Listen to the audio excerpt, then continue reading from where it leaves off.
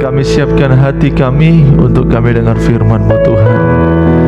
Kami sangat membutuhkan kekuatan daripada firman Tuhan dalam kehidupan kami. Dan kami menyadari hidup kami ini begitu sangat lemah. Tapi kalau firman Tuhan ada di tengah-tengah kami, maka firman-Mu yang menjadi kekuatan bagi kami.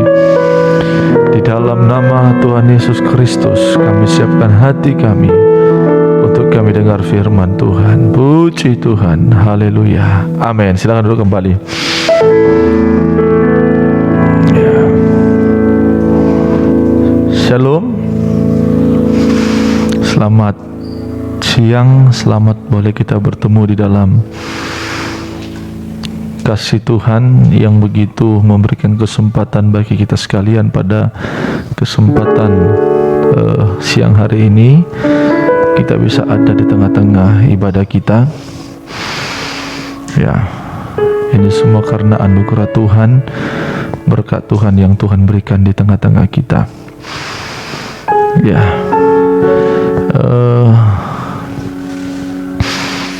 sebelum saya memulaikan pemberitaan firman Tuhan,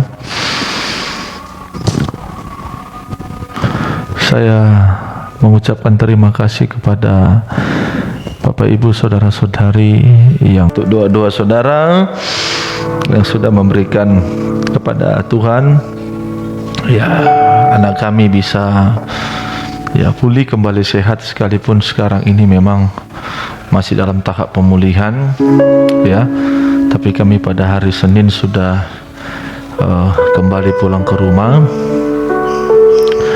Itu semua karena mujizat Tuhan, ya, berkat Tuhan yang begitu besar yang sudah Tuhan nyatakan di tengah-tengah kita. Baik, biarlah kita sama-sama saling mendoakan satu dengan yang lainnya. Ya, ada yang saya akan mau bagikan kepada saudara-saudari dalam 1 Samuel pasal 20, ya, yang saya katakan dalam ya tema pada grup yang sudah diberikan kepada saudara lewat Kevin, ya, jangan takut. Ya, hari-hari ini kita banyak mengalami suatu ketakutan demi ketakutan, kebimbangan demi kebimbangan, rasa cemas, dan memang itu manusiawi, itu wajar, ya, namanya manusia itu rasa takut. Ada takut akan masa depan, takut akan jodoh dan segala sesuatu. Tapi yang paling ditakutkan oleh manusia pada akhir-akhir ini yaitu ketakutan saat menghadapi suatu maut, ya, kematian. Itu yang paling ditakutkan oleh orang lain dan oleh kita. Tapi dalam 1 Samuel pasal 20 ayat yang ketiga ada tulisan daripada seorang raja, yaitu Raja Daud, di mana Raja Daud ini adalah orang yang sangat ya berkenan di pemandangan Tuhan. Dia ini adalah orang yang diurapi oleh Tuhan. Tapi Daud mengaku, dia menulis dalam 1 Raja-Raja pasal 20, hanya satu langkah jaraknya dengan maut. Mari Kevin, ya, kita tag dulu 1 Samuel 20 ayat yang ketiga. Ya, Daud mengatakan, ini Daud ini kan seorang raja, tapi dia ya menuliskan ini, dia mengaku hanya satu langkah jaraknya dengan maut. Mari kita baca. 3, ya, kalau vokal saya kurang jelas dimaafkan, sebab saya lagi sariawan, jadi lidah saya sulit untuk bergerak, ya. 1, 2, 3, ya.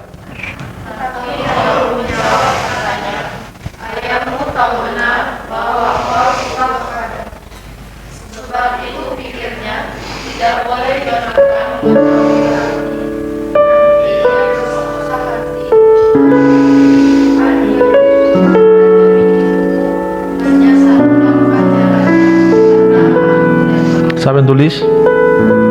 Siapa yang tulis ini? Ini pengakuan siapa?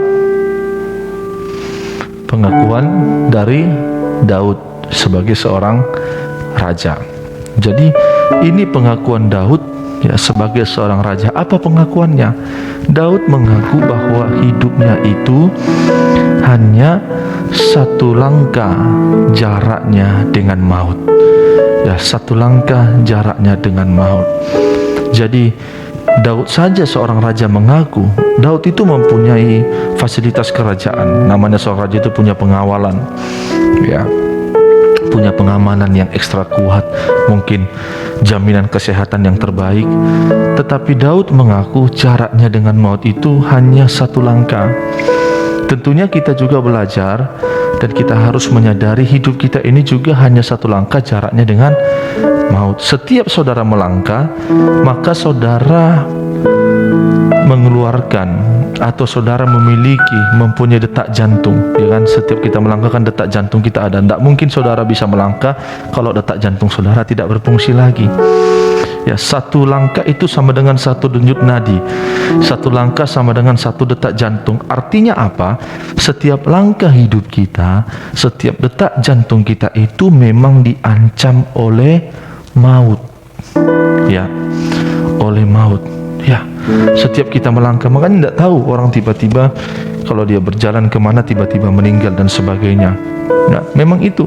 Ya, hidup kita itu diancam dan dikuasai memang oleh maut, oleh kematian. Saudara perhatikan, ya, saudara perhatikan setiap langkah kita, setiap detak jantung kita itu dikuasai oleh maut. Ya, dimanapun kita berada, hidup kita itu dikuasai oleh maut. Mari Yesaya 50 ya, langsung saja ya. Langsung saja 1 Korintus 15 ayat 25 sampai 26. Di mana tempat yang aman dari maut, ya. Sebab dimanapun kita berada, hidup kita itu dikuasai oleh maut, oleh dosa, oleh kematian secara jasmani, oleh kematian secara rohani. Kematian secara jasmani tubuh ini akan dikuasai maut jasmani. Kematian rohani oleh dosa-dosa. Tapi tidak ada tempat yang aman dari maut untuk kita bisa bebas atau lepas dari maut kecuali di satu tempat, ya. Dalam 1 Korintus 15 ayat 25 sampai 2. Inilah tempat yang aman bagi saya dan saudara supaya maut itu tidak bisa menjamah kehidupan kita. Mari 1 Korintus 15. Apa itu, Bin? Ayat 25 sampai ayat 26. Mari 3 2 ya. Ya, baca 3 2 ya.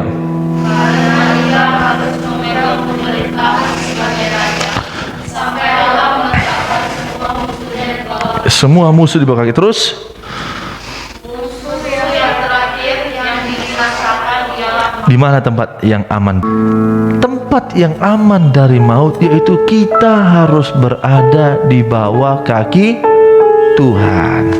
Tuhan kan semua musuh akan dikalahkan dan ditaklukkan oleh Tuhan itu, termasuk maut, di bawah kakinya Tuhan.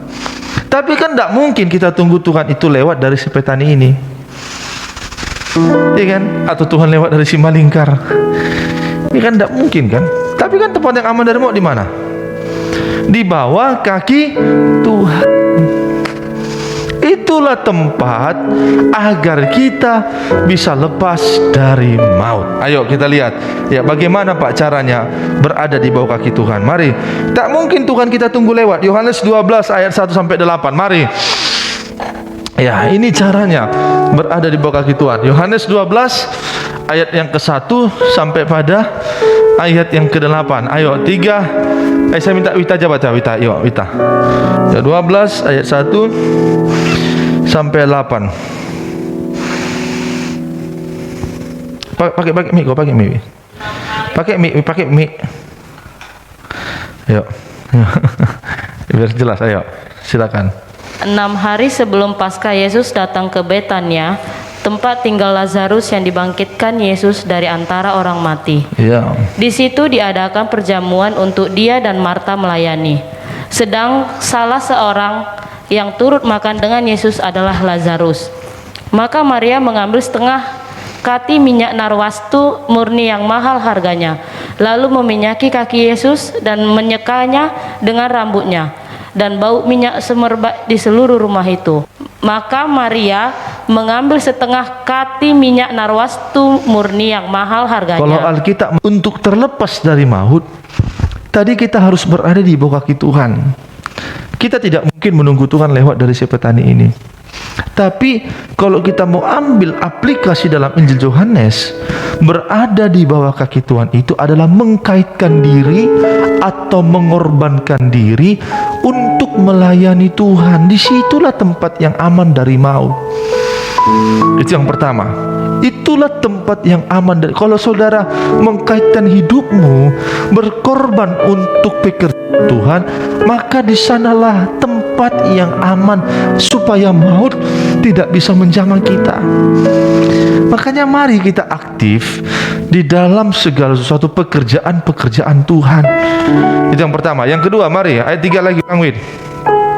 Ya, silakan. Maka Maria mengambil setengah kati minyak narwastu murni yang harganya mahal. Terus? Lalu meminyaki kaki Yesus dan menyekanya dengan rambutnya. Stop sampai saja. Jadi yang kedua, untuk kita bisa lepas dari maut, pertama kita harus berkorban, mengerjakan pekerjaan Tuhan. Yang kedua, saya mau tanya dulu si Caroline. Ya, coba jawab jujur. Sekarang dari semua postur tubuhmu, di mana letak kebanggaanmu?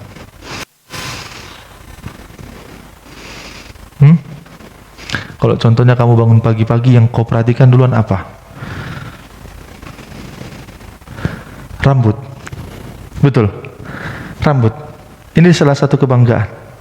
Tapi perhatikan, Maria, rambutnya itu dibikinnya di kaki Tuhan. Rambut itu suatu kebanggaan, kaki itu tempat yang terendah. Jadi orang yang terlepas dari maut itu adalah orang yang menanggalkan segala kebanggaan-kebanggaannya, melepaskan segala kebanggaan-kebanggaannya agar dia bisa merendahkan diri bagi Tuhan. Inilah, mari kita lepaskan segala kebanggaan kita, belajar kita untuk merendahkan diri. Saat kita merendahkan diri di hadapan Tuhan, maka hidup kita akan terlepas dari maut. Ngertinya kalian? Ya, terlepas dari maut. Amin. Amin. Hidup kita terlepas. Makanya hidup kita ini tidak akan dikuasai maut apapun. Maut jasmani, maut rohani, kematian jasmani, apalagi kematian rohani, tidak akan bisa menjamah kita kalau kita mau belajar. Banyak kita merendahkan diri di hadapan Tuhan, sehingga Tuhan yang akan meninggikan kita.